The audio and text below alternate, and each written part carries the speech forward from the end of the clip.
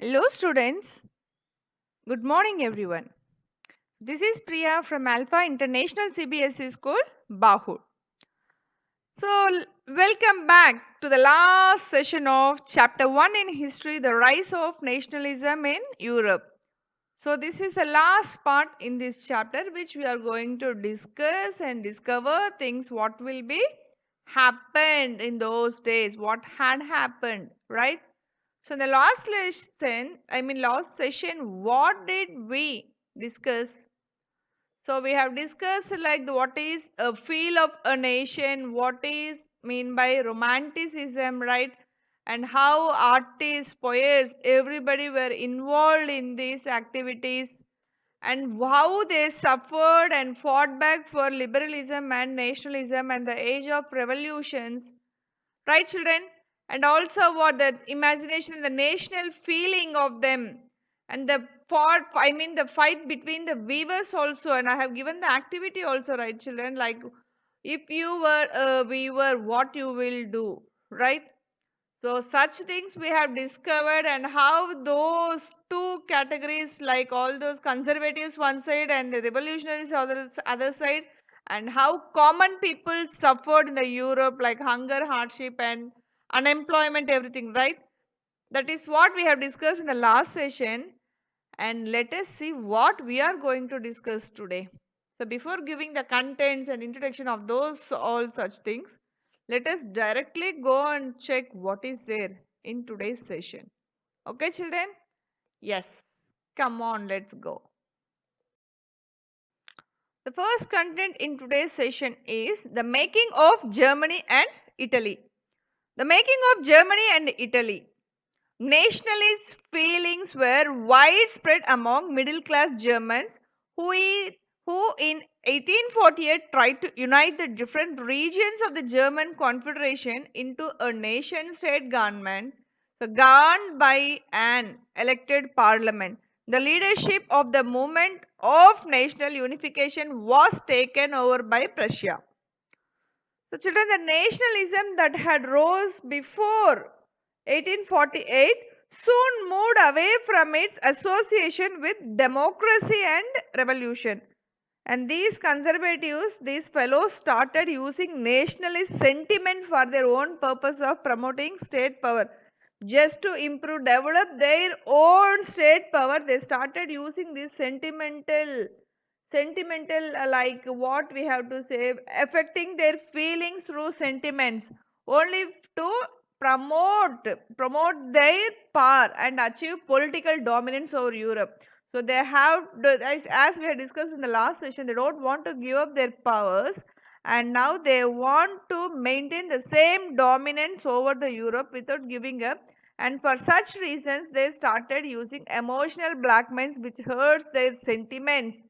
Okay, and as we have already read that there was a widespread nationalist feeling among the middle class Germans. In the PPT we have seen there, right, the first point. So during 1848, there was a widespread nationalist feeling among the middle class German people. And they also tried to build Germany as a nation state that was to be governed by the elected parliament.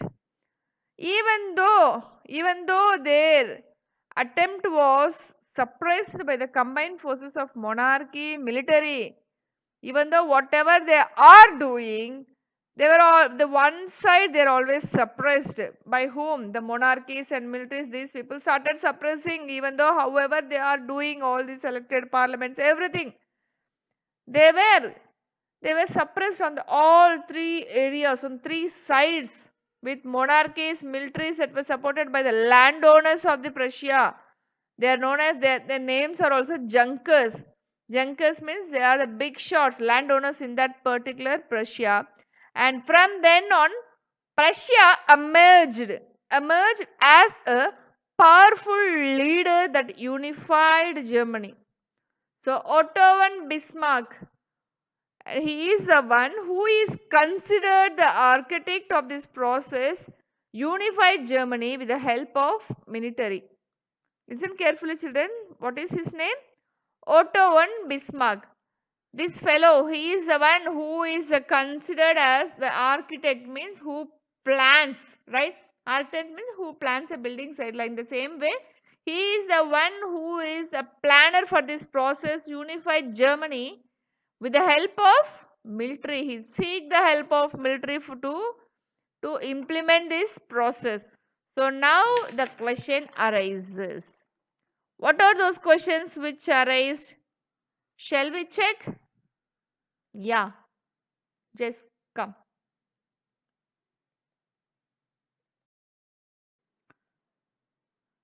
So as we have ended the last slide with like to see what are the questions arise during the making of Germany and Italy, right? Yes. Here is the first one. Germany. Can the army be the architect of a nation? This is the question. Okay, let me tell in detail. Unification of Germany. In May 1848, the liberal attempt to set up a constitutional monarchy at Frankfurt was suppressed by the monarchy, military and junkers. After the failure of the Germany National Assembly, Prussian Chief Minister Otto von Bismarck takes a lead in German unification. He planned the unification with the help of Prussian army and bureaucracy. He conducted 3 wars with France, Austria and Denmark over 7 years, thus ensuring German unification. The process was completed with the crowning of Kaiser William I as King of Germany. So the first 2 to 3 points we have discussed in the last slide, right children, like the monarchy, like the what are the activities they have started was surprised by the monarchy, military and junkers, right? Junkers means what I told you, like they are like landlords, owners of the landlords, right? And then Otto von Bismarck.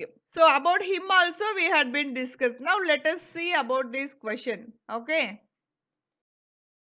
To understand this question and to explain the answer for the solution for this question is like we should discuss about first Otto von Bismarck. First we have to discuss about this person. He was a chief minister of Prussia. Who is the chief minister at that time for Prussia? He was the Otto von Bismarck. And his goal, his main aim was to unite the German states into a strong German empire with Prussia as its core. So he was the chief minister of Prussia, but his aim was fully to what? To unite all the German states into German empire along with the Prussia also.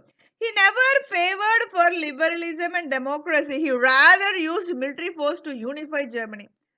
He never tried any good like convincing them or doing good or thing like how they can be accept how they can accept his rules or what we can say like his policies whatever he is introducing that, but rather than going in a soft manner he used military to force the people for the sake of unifying the Germany. Bismarck, who was considered the architect of this process, took the help of Prussian army and bureaucracy. And 3 wars were fought in the time of like 7 years. During the period of 7 years, 3 wars took place with what were Austria, Denmark and France. So he had erased wars. He had started 3 wars, and the time span of those wars were 7 years, only to fight with Austria, Denmark, and France. The result of these wars was celebrated as a victory of Prussia and unification of Germany. And in January 1871, William I, the Prussian king, was proclaimed as the German emperor in the ceremony held at Versailles. So after the celebration, when they started celebrating, why? Because they fought war. I mean, they had won their war with those countries, those regions, and they had unified Germany and made William I as a Prussian king. He was a Prussian king. He was this time. I mean, he was introduced to our people as a German emperor in the ceremony held at Versailles. So, on 18th January 1871, an assembly was conducted in German states. So all the representatives of the army, important members of the Prussian kingdom, and including the chief minister Otto von Bismarck also gathered. Everybody gathered in that Hall of Mirrors. Hall of Mirrors in the palace of Versailles, and they proclaimed Kaiser William I to be the German Empire. So, here Kaiser William was proclaimed to be the Kaiser William I has been proclaimed to be the German Empire. So, in the end of the nation building process of Germany, they displayed the dominance of Prussian state power there. It means the process of German, the project is a German, right? Germany. But the dominance of Prussian state power was displayed there. And the state laid emphasis on the following things like modernizing the currency. It means the old money, the currency which they were using was little bit modernized. That was the first thing which they had taken, like bringing out the changes. Second thing is banking process, you all know, right? And the third one is legal and judicial systems in Germany. So these were the things which they started working on it, bringing the practice into them. And Prussian measures practices late on became a model of the rest of the Germany. Children, we know that the unification of the Germany took place because of the military expedition, because of the force of the military army people, right? Which was led by the powerful Prussians, because they were having a strong army, and with that army force, they forced them to change into the Prussian region. But how did Italy unified? We were talking about Germany and Italy. So in the unification of Germany, these the Prussian leaders, they never they never went in a soft way. They started forcing with the military army, and everything was forcibly done, and also with the wars. Only the leaders of those Prussians they only decided and done what they want to do, and they had bring out all the changes what they have decided. But what about the Italy, how it got unified? Let us see in the next slide, guys.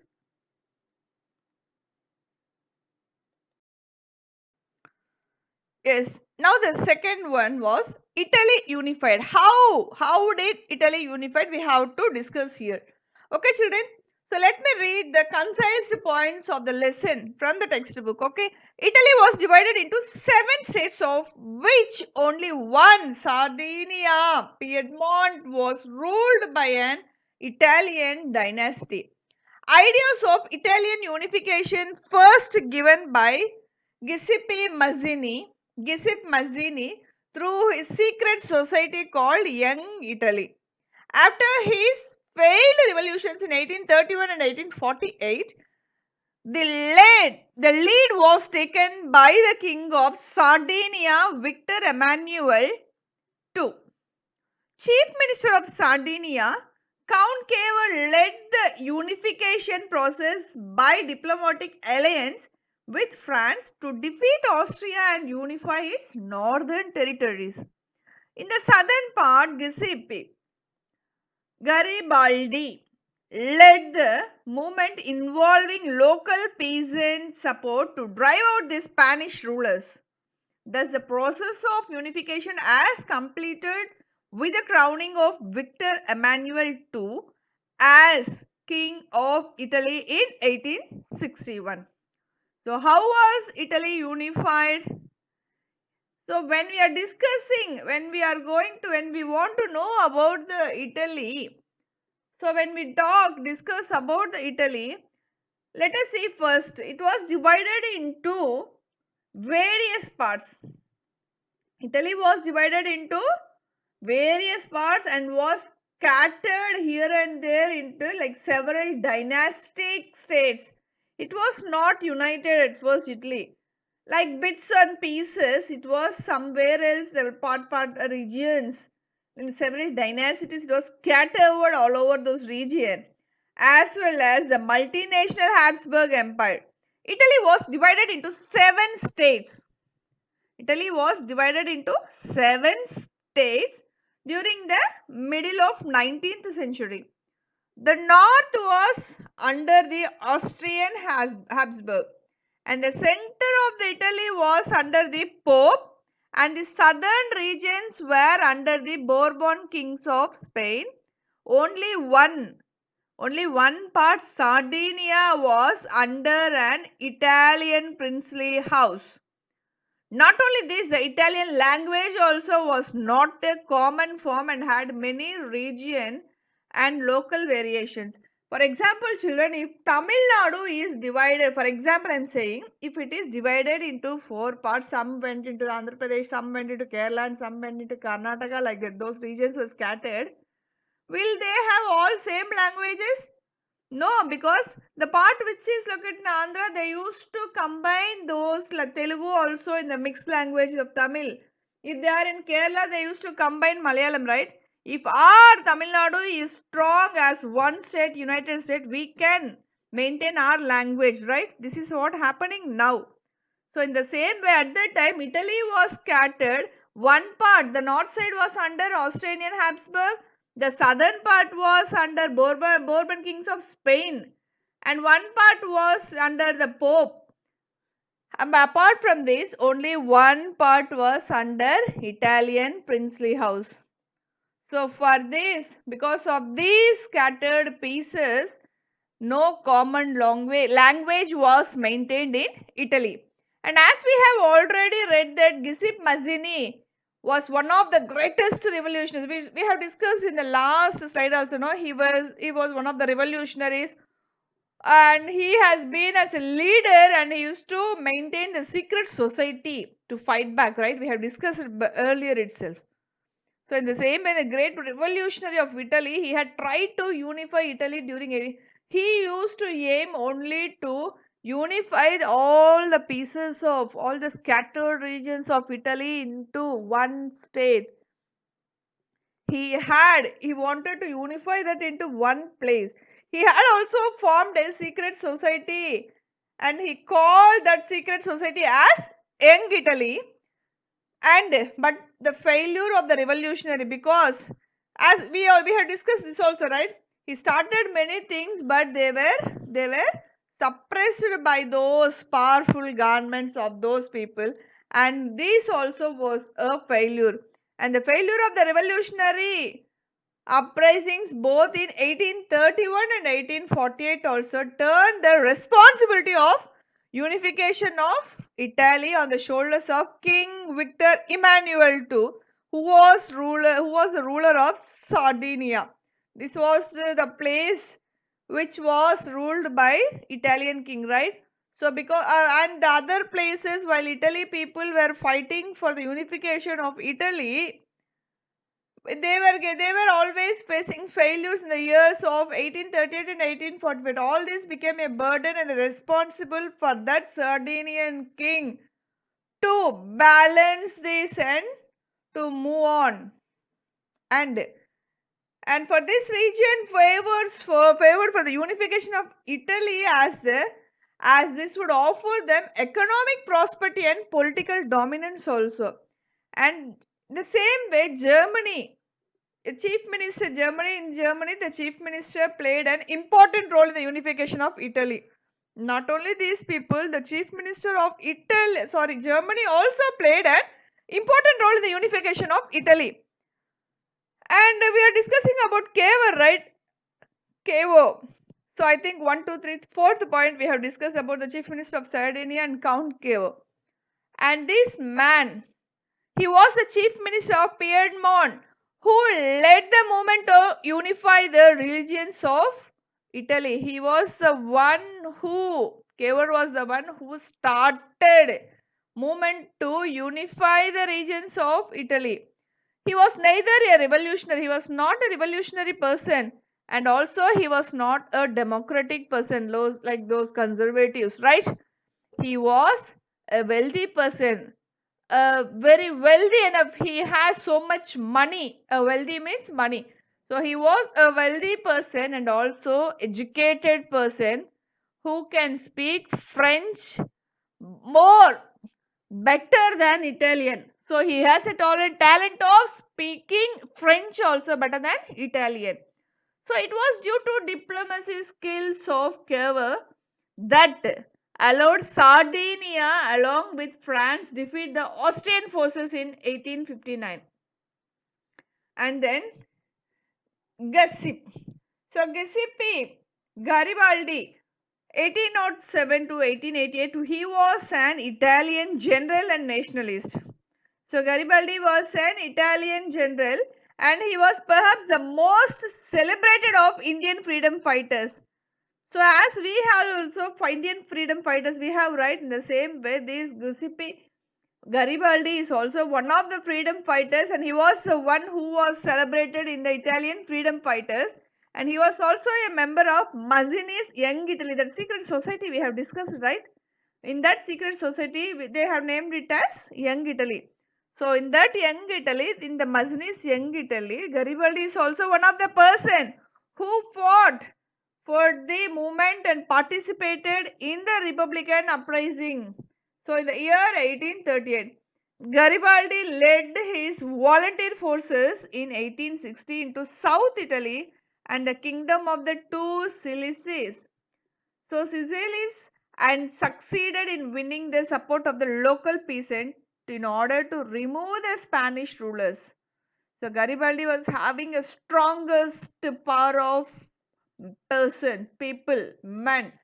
So with that army, we cannot say army, with that strong support of people, he used the volunteer forces in 1860 into the what? The South Italy, right? That was also occupied by other regions.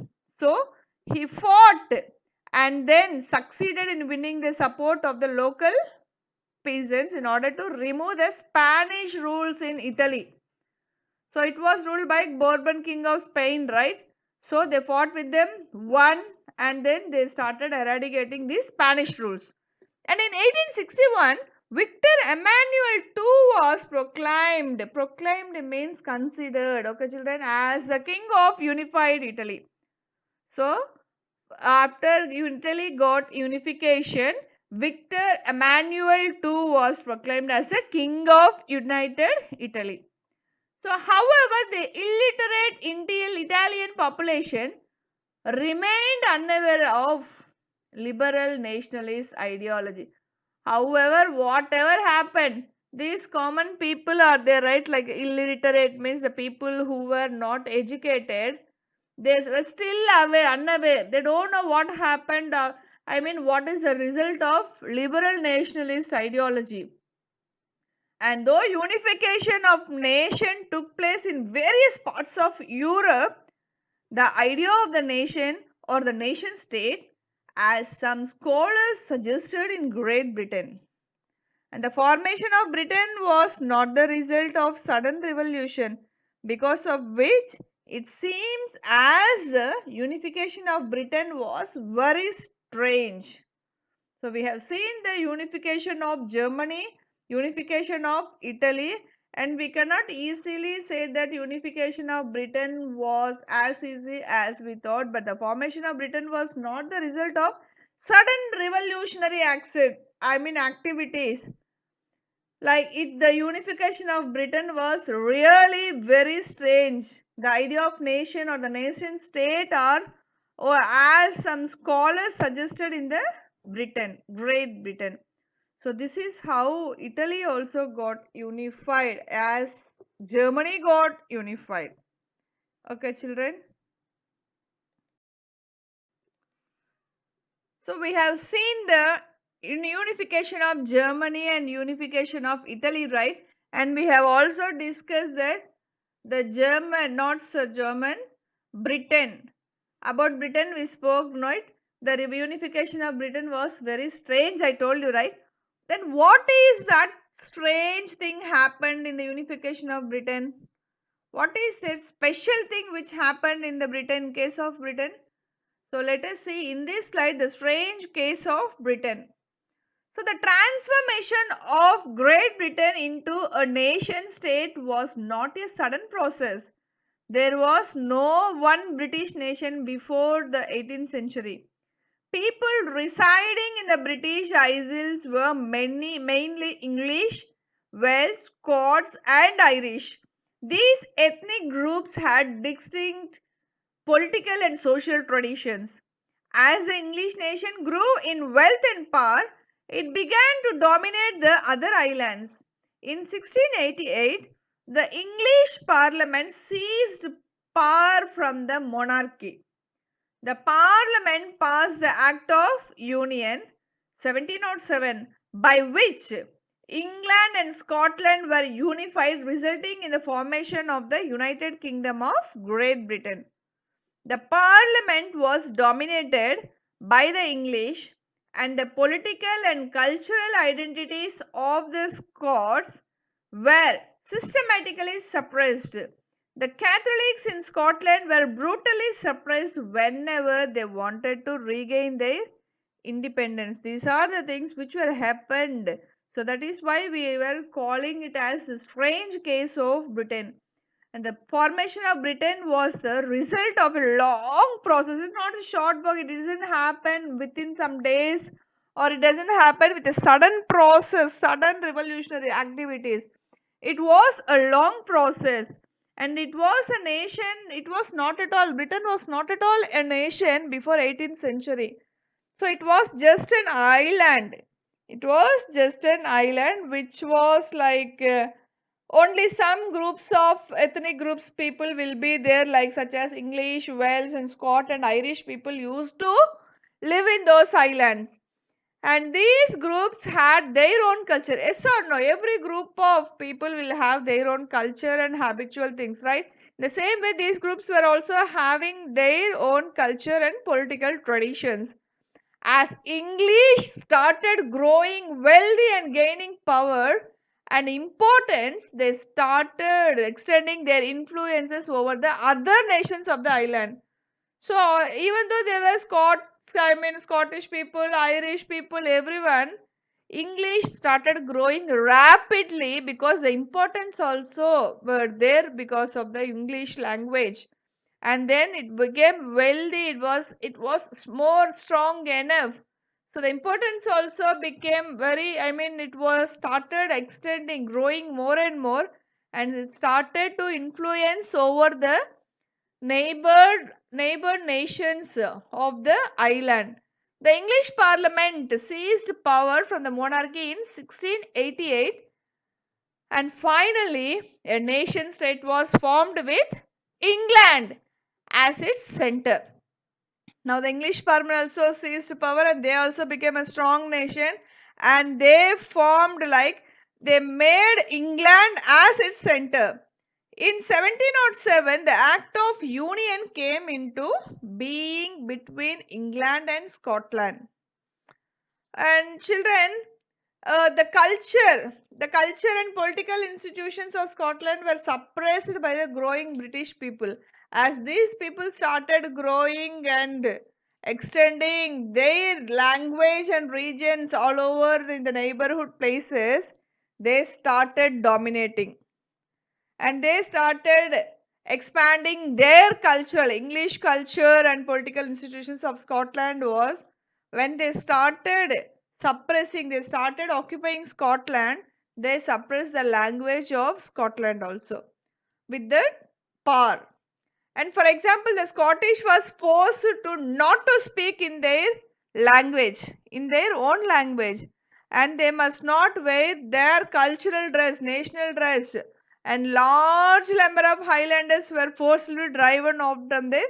Maximum number of people were sent out of their homeland to live, and they used to go somewhere else to live. This was the thing which were happened by the British power.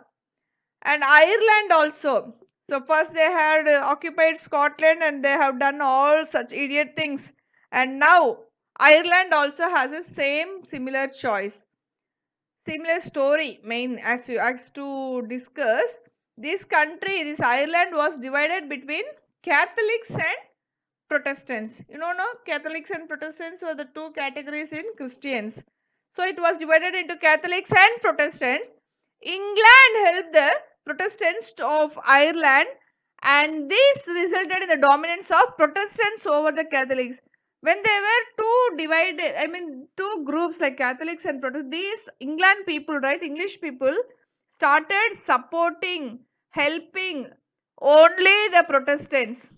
They started helping only the Protestants, and these Protestants, as usual, when they are getting all help from England, they started dominating the Catholics.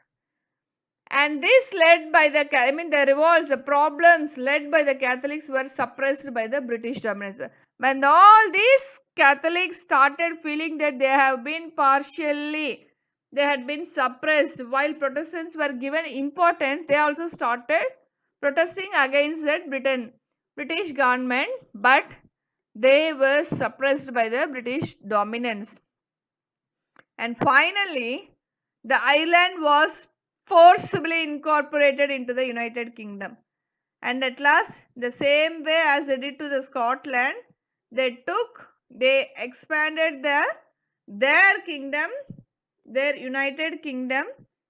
The Ireland also came under the United Kingdom.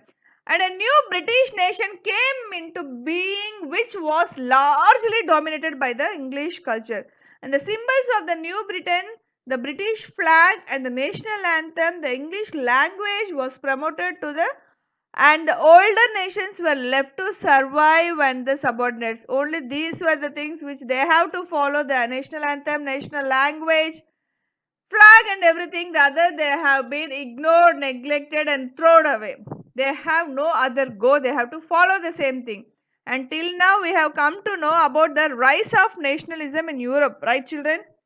Till now, we had discussed about what? The rise of nationalism in European countries in all nearly 20 to 22 slides, and how they had attempted, they had made various attempts by the revolutionaries, how the revolutionaries made n number of attempts, because only for the cause of right to liberty. Yes, they need the freedom, and for that freedom's sake, all these revolutionaries were happened in the whole history in those years. And this was established, the establishment of power by the conservatives, or the unification of countries on the basis of various wars. Everything happened only for the right to liberty, right? Yes, but when the countries achieve the status, all these countries, when they have won and get what what their goal, when they achieved their goals, the status of the nation state, the next thing was which gained importance was as to how the country should be visualized. So they had won everything was in their hands according to them. So many problems they had faced, many things were suppressed, many things were dominated. Some of them had won, some of them has lost, and more compromises had been happening. Everything was done, right? And at last what they had gained is what? The importance of that was, the importance which they had gained was to how the country should be visualized, how it should be looked by others, how it can be shown. So they want to visualize their country. So visualization means what I just said in one sentence, like to be seen, to be shown is a visualization.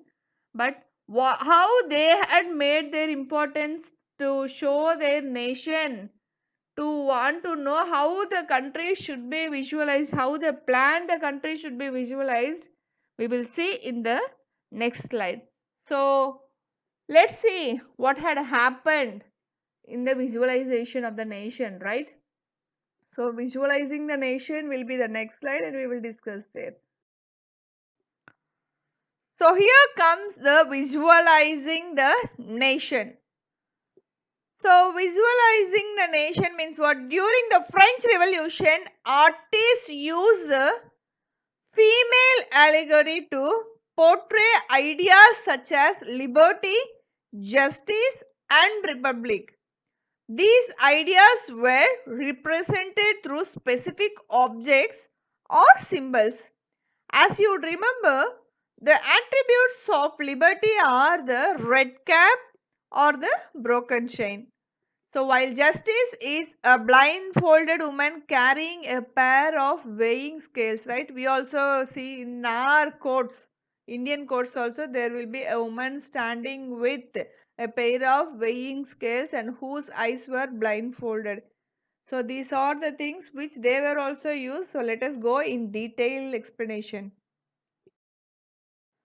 Children, during the 18th and 19th centuries, artists, the nation's artists tried to give a face of the nation.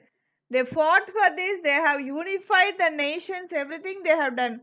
Now, they plan to give a face to the nation which can be visualized. It means we can see that. And then for this they started portraying it as a person.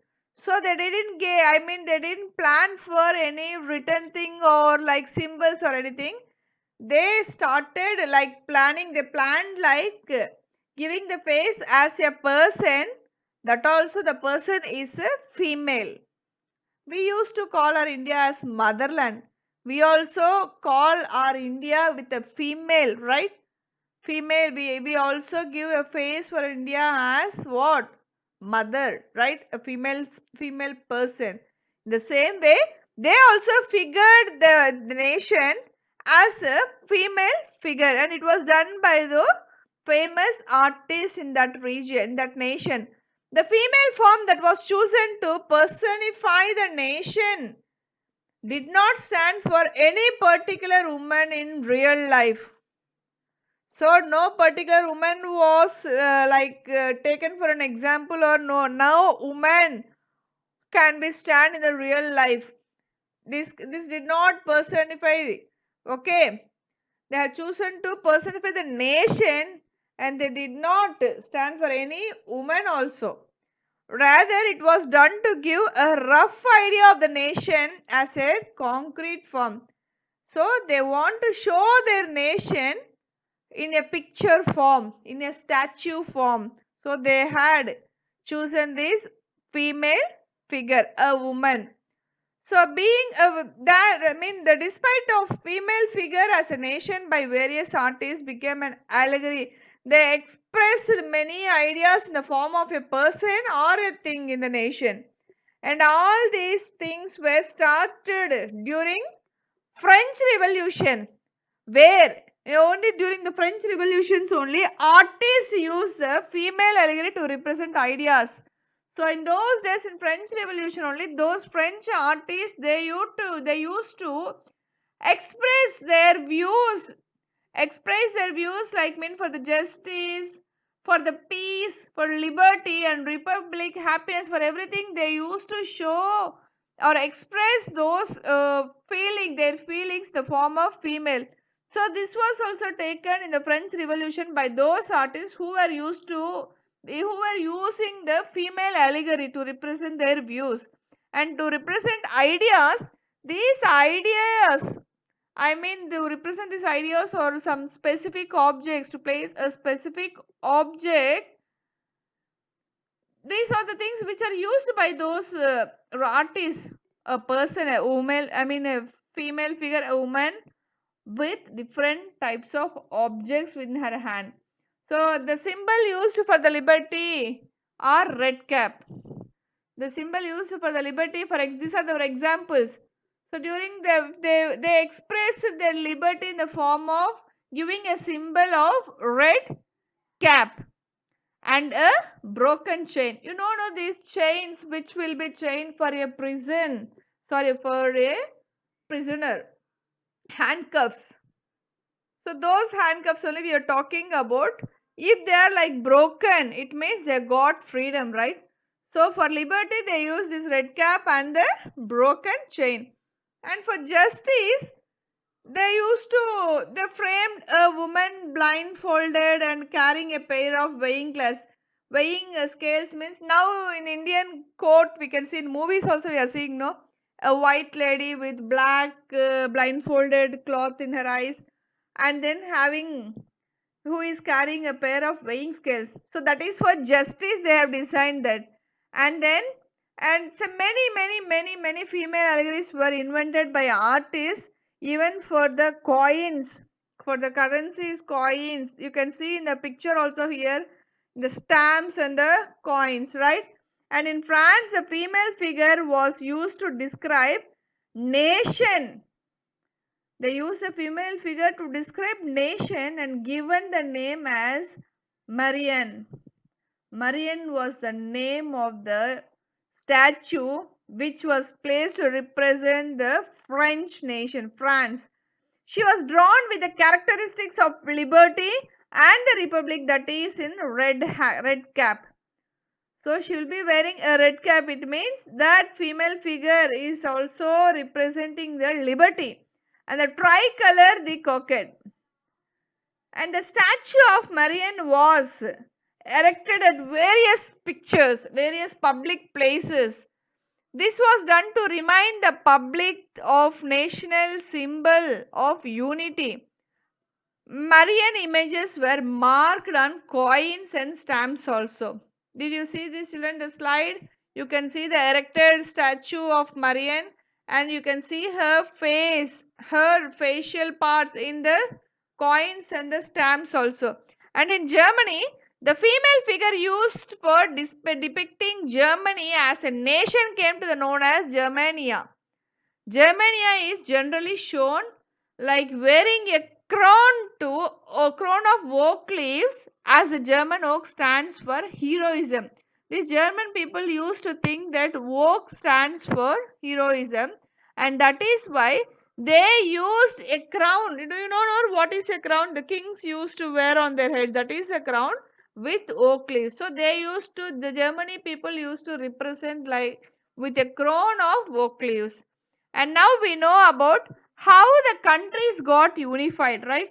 All the European countries, Germany, Italy, and Britain, how they had fought, how they struggled, how they had raised, how they were suppressed.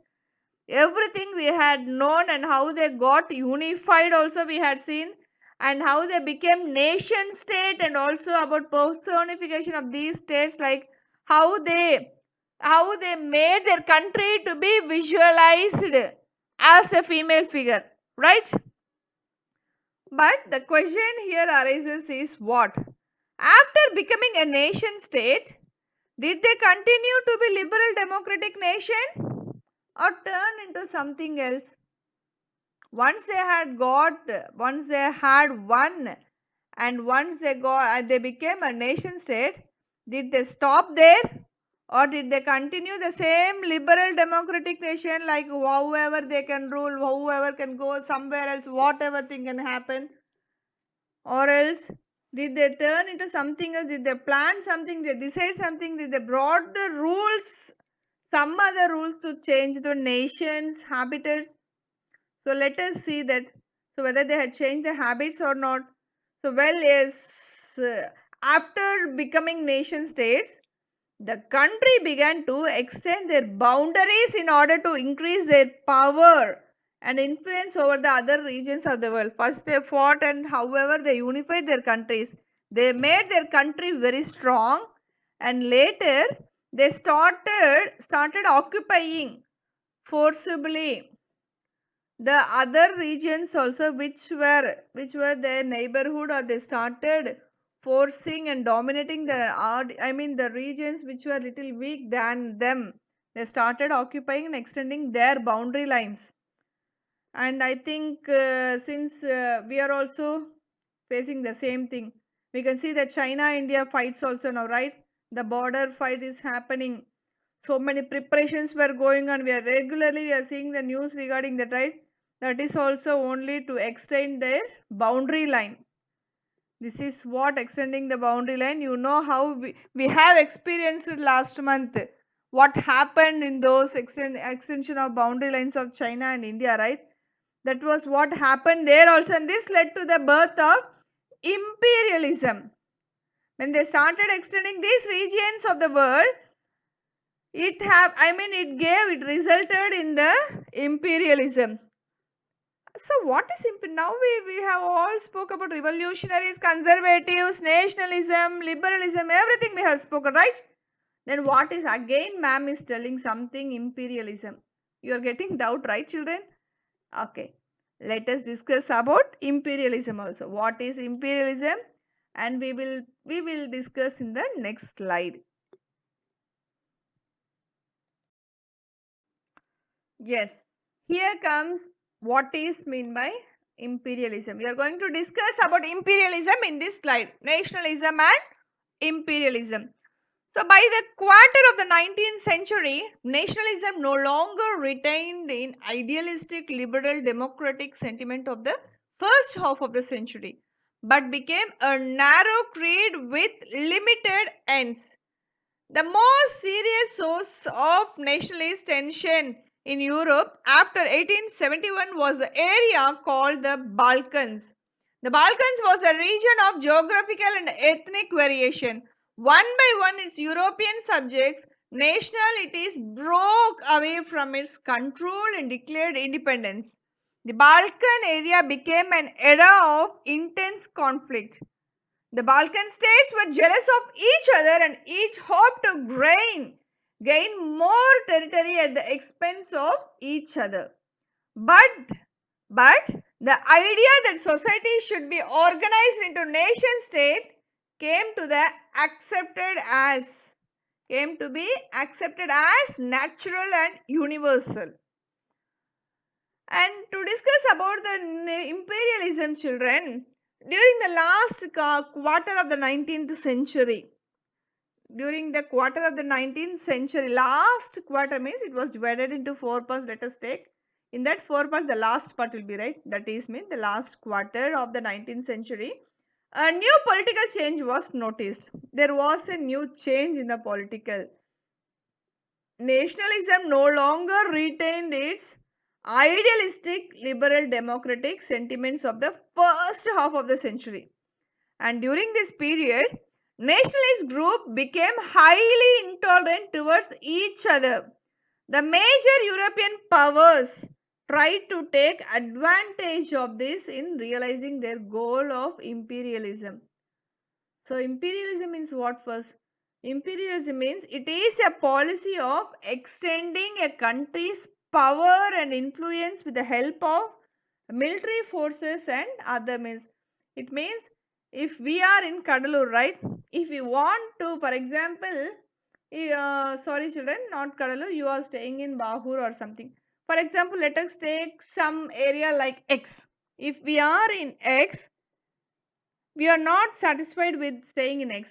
We want to extend our X region and then we want to extend our powers and influence. I mean, we have to extend our powers on the beside nation also like Y. We are in X and we want to occupy that Y also. But how? We are using our powers like military forces and some other things, some illegal things. Some countries will follow some illegal things also. So with that force, we want to occupy that Y and we want that Y people to be under our feet. So that is what imperialism. If they are in one place, they want to occupy the other place and also they want to extend their culture and everything. Whatever they are using, they want to extend that also by force. If they are not accepting, they will be using the military force. That is what imperialism. And an area known as Balkans, it is an area which is known as Balkans, emerged as the most desired area to fulfill the imperialist goal by the Europeans. Balkans was a region of geographical and ethnic variation. And then children, Balkans was the region that was under the control of the Ottoman Empire. Here Ottoman came again. Balkans was under the region, under the control of whom? Ottoman Empire. So Ottoman Empire was who? I mean, what is Ottoman Empire? It was that empire from which Greece took its independence. Right, in the first half we had discussed about that the Greece took independence, they named it as Ottoman Empire. So it was under the control of Ottoman Empire, and the Balkans was the region which are under the control of Ottoman Empire. And the spread of idea of romantic nationalism and the fall of Ottoman Empire resulted into the high tension in the Balkan region. And the regions with European subjects under its control began to separate away from it and formed as an independent states. The Balkan people stressed on independence on the basis and that they were also independent nationalists taken over by the foreign powers. And as a different Slavic nationalists were, as the different Slavic nationalities were attempting hard to gain independence. They were suffering a lot to gain the independence. They were fighting daily. The situation of conflict arose because the Balkan states were now interested in extending their territorial limits. So when they were winning on their side, on the other hand, these fellows, the Balkan people also started what? Extending their limits, I mean their boundary lines. And during this period of time, the situation became more worse because on one side, Balkans were entering into the borders, and on the other side, Europeans also coming into the scene, like they are also entering into the borders. The European powers entered into the rivalry with each other so as to establish their trade and colonies in the Balkan region. So powers like Russia, Germany, England and Austro-Hungary was keen on establishing their own power over the Balkans. So all these regions, Russia, Germany, England and Austro-Hungary, everybody started using their powers to dominate and establish the powers on Balkans. And this resulted into a series of wars. It means in order to capture the Balkans, in order to occupy the Balkans, so many wars were ended. So many wars were ended with the beginning of the First World War. That was the way First World War started happen only for this greediness. Always to enter into the other's land or fight for the nation. Everything happened and which ended up in the First World War. And the concept of nationalism supported with the imperialism. The concept of nationalism also supported with the imperialism became a reason of Europe's disaster. When both were forcing on one another, what happened? It resulted in the Europe's disaster in 1914. And during the 19th century, many countries began to oppose the rule of imperialist countries. So as these fights were happening more and more, there was no end. And the common people were suffering between them. The other countries started opposing them to stop the rule of imperialistic countries. So they were like opposing those countries who were showing imperialism. And the anti-imperial movements also started now. It means the a group of people, a group of countries, for example, who started opposing the countries who are trying to extend their boundary levels and fighting, right? To stop that, some other anti-imperial movements also developed everywhere. And this is so because all of them were struggling to form independent nation states and had a sense of collective nation unity. In every state and every country, they were fighting only for the freedom and nationalism, right? At this moment, fighting and conducting wars only to occupy the other regions is not fair, and because of this only this was developed, like what anti-imperialism movement is was developed to only to get rid of these stupid things. And European ideas of nationalism were not seen. European ideas of nationalism is what? Not seen. I mean, like repeated anywhere, as people everywhere had their own concept of nationalism. So these European ideas that it was not able to proceed all over the region because people started getting awareness, and everybody started a group of people, a group of places, they used to have their own concept of nationalism, and that is why they didn't, the European ideas were not seen repeated again and again. But all these events and process came up with the idea or organizing societies into nation states that was accepted as natural and universal.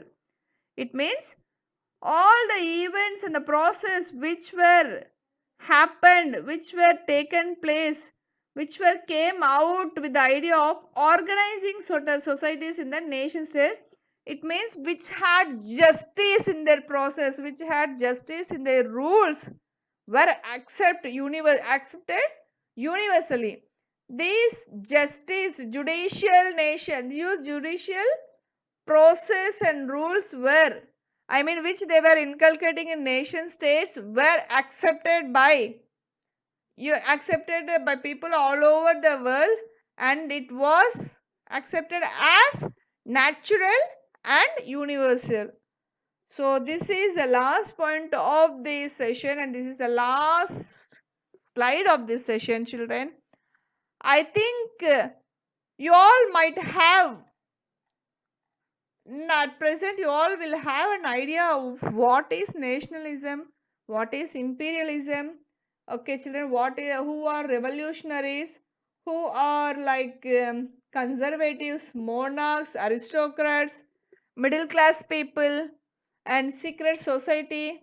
Everything I think you have. But the only thing is remembering those years, dates, and the names. These are the things only you have to do, because remaining everything are, we have known, we have seen, we have we can go through, and even we had listened, we have come across in India also, which was happened. I think from the childhood you have listened to many stories like who fought for the freedom and liberty, right? So this will be little similar to that, but you have to read and go through all those things, read and understand and know, take down the points and remember the dates, just note down and remember them, just by heart them. While you are reading the story, you have, reading the lesson, you have to understand and do, then only. For one or two times it will be tough at the beginning, I also agree that, but the practice makes us perfect, right? The same way, I will give an activity which will make you little easier to remember all these dates. So let us go to the activity slide, children. Children, today's activity is, you have to note down all the headings and subheadings from the chapter according to the slides given, and write the important dates and names given in that particular slide. It means you have to go through all the 4 sessions. So in this lesson you will be having nearly how many sessions? Nearly 4 sessions. So you have to go through all the 4 sessions videos, and one by one you have to, like for example, if it is a second heading, under the 2.1 is a subheading, something I will be giving there, and 2.2 something will be there. In the same way, you have to first write the main heading, and then you have to write number 1 subheading, and you have to see in that particular slide if there are any dates mentioned, or if there are some important names mentioned in that slide, you note it down under that subheading. Okay, no need to write all those explanations and all, no need to write that. For example, 2.3, first I will write the heading as number 2. Number 2 I will write is what? The making of nationalism in Europe. This is the heading. In that, I will write the subheading as 2.1, the aristocracy and the new middle class. So, in that slide, there are no dates mentioned in 2.1. So, immediately what I will do? I will go to the second line. 2.2 subheading, I will write what is liberalism and liberal nationalism stand for. So there I will search for the date and some important names. If it is there, I will write. Else not, I will not write. So this is an example. So you have to search each and every slide what I have presented you from the first class of history. Okay, the 4 sessions, each slide I have clearly mentioned along with the headings and subheadings along with the numbers also. So you also write the numbers, headings, subheadings, and clearly read each and every line, find out the years and names and mention below that. So no need to immediately post the photo the next day itself. So take at least 2 days, children. Take 2 days to search for those names and years and submit. Okay, and I will help you in this to take your time and prepare your your own mind map in an A4 sheet and submit to me. So it's not compulsory to immediately post tomorrow itself. You take 2 days time and but you have to post in the second day itself. First day is an excuse for you. Second day you have to post what you had searched. Because for you children, searching only 20 to 21 slides is not a tough thing, right? You can finish in one day itself. If not, you can take an excuse also. So this is your today's activity. Once again, I will repeat it now. You have to note down all the headings along with the number, and below that subheading should be there. And below the subheadings, you have to search in that particular slide if a date or a name is mentioned, like Ottoman Empire and Giuseppe Mazzini. These names were there. If they were there, you have to write under those subheadings and you have to finish it and send me along with the date and your name. Okay, children? And thanks a lot. Thank you for listening to such a big history of the rise of nationalism in Europe of History Chapter 1. So, let us meet in the next session something important, like it's not about history and it's not about even geography also. So but I'm going to teach you something which is very important for our daily life, and then which is something interesting for some people who are planning to rule. So just have a guess what I'm going to teach you in the next session, in the next lesson. So until then, let me sign off. This is Priya, Alpha International CBSE School, Bahur. Thank you guys. Stay home and stay safe. Bye.